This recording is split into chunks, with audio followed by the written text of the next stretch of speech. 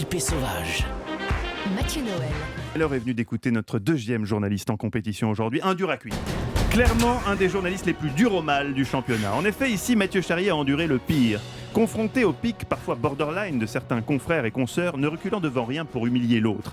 Comme par exemple Ève Roger, juste avant les vacances, alors qu'avec Mathieu, nous nous inscrivions en faux contre l'affirmation selon laquelle les hommes sont nuls pour choisir un cadeau. Le scud est sorti de nulle part. À la va-vite et n'importe comment parce que vous avez peur de décevoir. C'est pas du tout ce que je fais, moi. Mais non, moi non plus, pas du tout. Non mais toi t'es pas tout à fait un homme, Mathieu.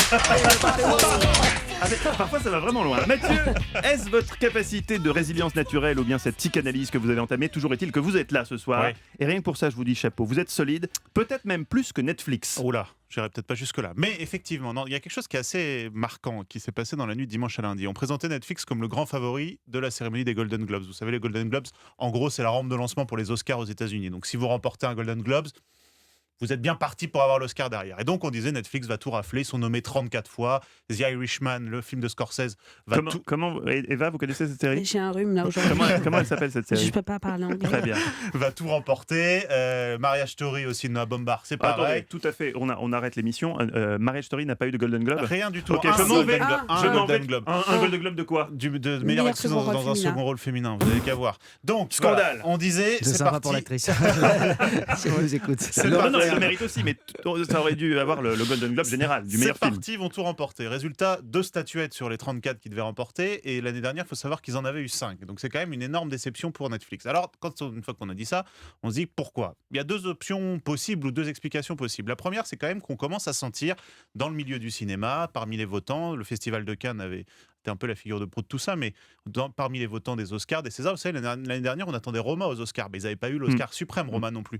Donc tous les votants, le milieu du cinéma commence à dire Netflix, c'est très bien, ça vaut ce que ça vaut, ça produit des films, ça produit des séries, mais c'est pas du cinéma sur grand écran, donc il n'y a pas de raison qu'on les retrouve dans des cérémonies dédiées au cinéma. Et puis la deuxième explication aussi, c'est qu'il semblerait que la stratégie Netflix, ça fonctionne finalement pas très bien. Vous savez, il y a plusieurs années, on a dit Netflix, ça y est, ils arrivent, ils vont tuer tout le monde, la télévision c'est fini, le cinéma c'est fini, de toute façon il n'y en a plus que pour Netflix, tout le monde est en train de s'abonner à Netflix, etc. Eux, ils se sont rendus compte que sur les séries, ils étaient très identifiés. C'est-à-dire qu'il y a plein de séries sur Netflix, les gens s'abonnaient pour les séries. Mais ils ont dit, il nous manque quelque chose, c'est le cinéma. Alors, on va mettre beaucoup d'argent sur le cinéma. Le film de Martin Scorsese, on parle d'un budget de 160 millions d'euros. On se demande toujours où ils sont passés. D'ailleurs, parce que quand vous regardez le film, il n'y a pas des super effets qui nécessitent 160 millions d'euros. Vous Il y a des plaisantez? grands acteurs. Parce Il y a qu'il y a des quand même grands il y a un casting absolument Oui, d'accord. incroyable avec Al Mais bon. Pacino, De Niro, Joe Pesci. Oui, mais vous savez que il y le a budget des- d'un film, c'est pas juste les Ah, mais cachets des d'accord, acteurs. enfin, il y a des scènes, il y a des décors, il y a du Je vous assure rajeunissement, que il y a des effets 160 spéciaux. millions d'euros pour ça, c'est très étonnant. Et On vous l'aurait confié pour et c'est 50 millions. Hop, Et c'est d'ailleurs emballé, pour c'était ça posé. qu'aucun studio américain classique n'a voulu mettre 160 millions d'euros pour produire ce film-là. Donc Netflix, ils ont dit, nous on met de l'argent sur tous ces films parce qu'on a besoin de gagner des prix pour qu'ensuite les gens se disent, les cinéphiles aussi se disent, bon, faut que je m'abonne à Netflix pour pouvoir voir tous ces grands films. Et en fait, ce qui se passe, c'est qu'ils mettent de l'argent, que pour l'instant, ils ne remportent pas suffisamment de prix et que pour la première fois depuis plusieurs années, Netflix a perdu des abonnés aux États-Unis. Ils ont annoncé ça l'été dernier, ils avaient perdu 160 000 abonnés. Alors, c'est symbolique, 160 000 abonnés sur les dizaines de millions qu'ils ont dans le monde, mais ça prouve qu'il y a des gens qui commencent, et j'avoue que j'en fais partie, à se désabonner de Netflix parce qu'ils y trouvent plus ou ils y trouvent pas ce qu'ils attendaient y trouver. Mais vous n'avez pas le droit de vous désabonner de Netflix, vous êtes le spécialiste cinéma et séries d'Europe 1. Bah justement, Faute comme professionnelle. alors série non, je suis pas spécialiste série pour votre information. Je mets un taquet maintenant. Je fais du cinéma, moi, monsieur. Moi, c'est la grande lucarne. le petit écran. Et il y avait une autre info, je crois, concernant le nombre de minutes visionnées Très intéressant. du film de Scorsese. Effectivement, parce que Scorsese, bon, le film dure quand même 3h30, The Irishman, et ce que Netflix a même communiqué là-dessus, ce qui est assez étonnant, parce que Netflix, il communique très peu quand même. Et Netflix a dit, bon, on a fait plus de 24 millions de visionnages la première semaine, c'est formidable, tout le monde a voulu regarder le film, ok, mais plus de 70% des gens ne sont pas allés à la fin du film. Donc Ils ont communiqué ils ont là-dessus, communiqué là-dessus. Donc Netflix ne communique pas par hasard. Donc ça montre quand même que leur orientation cinéma, eux-mêmes sont en train de se dire, est-ce que vraiment les gens, le soir ou la journée ou le week-end, quand vous voulez, ils ont envie de se connecter sur Netflix pour regarder des films de 3h30 Mais parce que... moi, je l'ai regardé par petits bouts. Je l'ai saucissonné. Donc ce n'est pas du cinéma, c'est bien ce qu'on dit. Oh. Quand vous allez en salle, vous regardez une œuvre, ça se regarde, C'est en vrai, vous entier. avez raison, Il y a un vous début, avez il y a une raison, construction, il y a une fin, des rebondissements, il y a des climax, il y a des... Voilà, si vous vous coupez toutes les heures pour aller aux toilettes, pour aller mettre votre pizza au four, etc., etc. Les séries sont faites pour ça et c'est très bien pour Il y a ça. rarement un four à pizza Jonathan dans Lambert. une salle de cinéma. Ça pose pas de Ça problème. viendra, vous savez. C'est peut-être ça qui va sauver le cinéma. Donc voilà, donc c'est juste pour dire que voilà, on a beaucoup dit le cinéma est mort et le cinéma est en train de mourir. Voilà, on va pas revenir sur la polémique avec Axel. Mais... C'est une question presque philosophique de savoir si un film qui n'est pas dans une salle de cinéma est quand même un film. C'est un film, mais c'était pas un film de cinéma. Enfin, quand vous voyez, imaginez Irishman dans une salle, c'est un film. Mais évidemment, mais alors à ce moment-là, pourquoi la série de Jonathan Lambert ne pourrait pas concourir au César?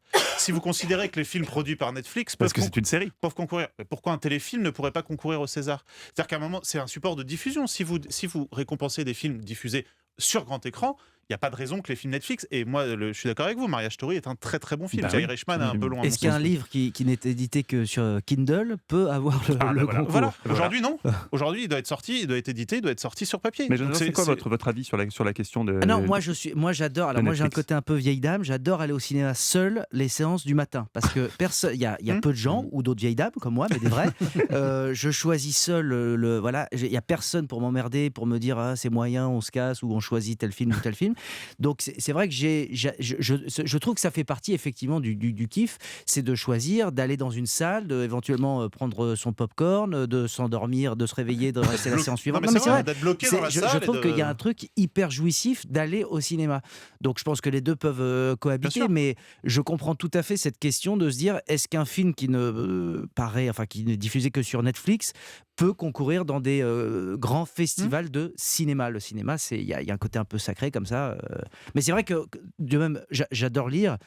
Je ne suis pas encore passé au Kindle, ça me déprime terriblement. Oui, moi non Voilà. plus. C'est vrai qu'on est peut-être vieux jeu, mais peut-être qu'on a aussi, raison. sans doute. Une dernière question, Mathieu. Est-ce que c'est possible que les Oscars décident un jour de ne plus ouvrir la porte aux films qui sont diffusés que sur Netflix, la qui différence, ne sont pas au on cinéma? va faire court, mais aux États-Unis, Netflix, ils sortent leurs films en salle sur quelques écrans Oui, pour pouvoir mais c'est concourir. pas du jeu. Enfin, c'est pas. Ah, c'est bah pas oui, mais vraiment- c'est à pas une partir de sortie, là, il va falloir dire il faut que ça Ouais, soit oui, sorti d'accord. sur minimum, D'accord. diffusé pendant 30 semaines. Ça devient compliqué. En France, Ça devient avec la très compliqué. chronologie des médias, on n'a pas ce problème-là pour l'instant. Mais Aux Oscars, ils vont dire faut que Mathieu Charrier valide. D'abord, ce serait plus simple. Tout passera par vous. Nous allons enfin découvrir qui a été élu chroniqueur du jour. C'est le moment cruel du qui tout double. Nos 4 journalistes en compétition ont 10 secondes pour plaider leur dossier. Mathieu Charrier, vous avez annoncé peu ou prou la mort prochaine de Netflix. Pourquoi diable Jonathan Lambert, qui pourrait bosser avec Netflix, devrait-il voter pour vous? Défendez le cinéma, votez Charrier. Ah oui, Ouais. tu t'es pas fait chier. Jérôme Lacroix, avec beaucoup d'élégance, vous avez fait remarquer à Jonathan qu'il avait un peu pris durant les fêtes. Vous lui avez proposé un programme de remise en forme. Pourquoi devrait-il voter pour Mais vous? non, justement, c'est le contraire. Avec son corps d'athlète défait, moi, j'ai pas ça pour le flatter. Moi, j'avais rien à lui apprendre. Lors d'Autriche, en quoi le fait que les petits Chinois triomphent au concours Chopin devrait-il motiver Jonathan Lambert à voter pour vous? On a parlé de musique, je sais que vous êtes sensible à la musique et ça rend la vie tellement plus douce. Ah, mais elle me regarde en disant ça, c'est gênant. C'est très gênant, oui, oui. Enfin, Jean-Philippe Ballas, l'Australie brûle et vous, tout ce que vous trouvez à faire, c'est de nous parler de votre fascination pour le feu. Pensez-vous vraiment que ce soit judicieux? Non, on parlait aussi du choc des photos et de l'importance de la légende de ces photos. Le poids des mots, le choc des photos. Eva, dévoilons d'abord le choix de nos auditeurs. Alors, victoire, mais écrasante. De qui? Jean-Philippe Ballas. De Jean-Philippe Ballas. Il a un Oh, fan il a eu club. un petit soupir Ah, de dédain pour les autres en même temps, Non, de c'est pas- satisfaction. Il a un fan club sur internet, c'est Non, mais incroyable. c'est facile, les koalas dans les flammes, forcément. Non, mais je crois que c'est pas mal de le dire. En ce qui me concerne, je donne mon point aujourd'hui. J'hésite beaucoup. Mais ça sera quand même Jérôme Lacroix. Ça sera Jérôme Lacroix car j'ai quand même pris 2,5 kg pendant les Vous êtes vacances. concerné. Et c'est le sujet le plus utilitariste. Vous avez pris pour 500 moi. grammes depuis tout à l'heure parce que J'ai c'était 2 kilos tout à l'heure. Hein. Donc là, 2,5 kg. Très bien Eva. Vous savez quoi? Heureusement que vous êtes hors compétition, vous, sinon je vous aurais Je viens de saqué. dire, vous êtes concerné. Vous le voulez pas lui savez. retirer votre point. Ici, c'est l'invité, les amis, qui a le dernier mot. C'est l'invité qui a le dernier mot. Jonathan Lambert, faites appel au côté inflexible de votre personnage de César Maximus dans Péplum. Qui, selon vous, mérite d'être élu chroniqueur du jour? Vous avez 3 points. J'ai beaucoup aimé la réalisation de l'émission. Donc le réalisateur. Il faut le dire aux auditeurs qui souvent a coupé la chic à Jonathan, qui partait dans des envolées. Et Donc, le réalisateur, voilà, Philippe par esprit de Amardeil, pour ne pas le vengeance, citer, disait c'est voilà. bon, on y va. Voilà. Donc par esprit de vengeance, ouais, j'attribue le poids, même si c'est Ah, c'était pas- il c'était est pas en compétition. Non, c'est pas possible. Non, c'est compliqué. Hein. Bon, le sport, effectivement, j'en fais, donc j'ai pas eu trop d'utilité avec cette. Non, Netflix, c'était intéressant quand même. Je trouve qu'il y avait un vrai parti pris. C'était un défi. défi, c'était une prise de risque. Mais non, c'est toujours comme ça.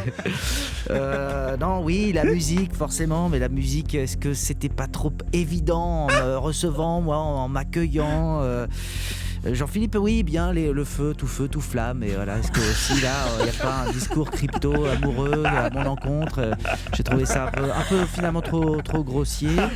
Je voterai pour moi, voilà, comme très bon invité. Un des meilleurs invités, c'est vrai. Mais il faut malheureusement donner vos points à quelqu'un qui n'est pas vous, Netflix, Jonathan. non, c'est un... C'est Netflix et Mathieu Charrier qui remporte la timbale